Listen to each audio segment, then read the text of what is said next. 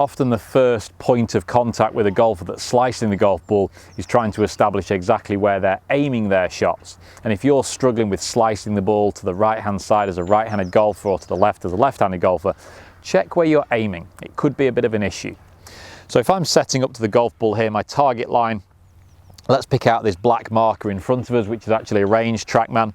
I'm going to use that as my intended target line.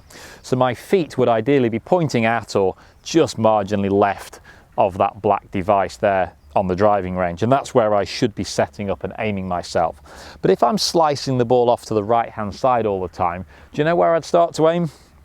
I'd probably start to aim left.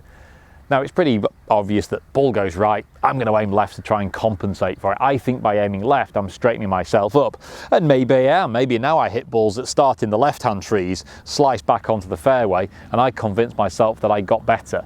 But realistically, I didn't get better at all. I just compensated. I certainly didn't correct. I've put a band-aid over the injury or the illness, but I didn't actually help myself get better in the long term.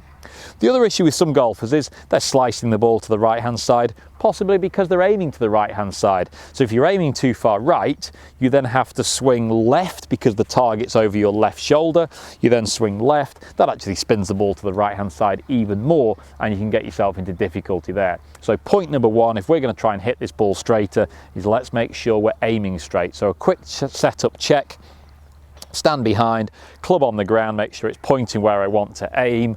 Then I can build my setup around this club on the floor, make sure my knees, my hips, and quite importantly my shoulders are all pointing at my intended target line. Then I can go ahead and hit shots down towards my intended target because my alignment is better as well.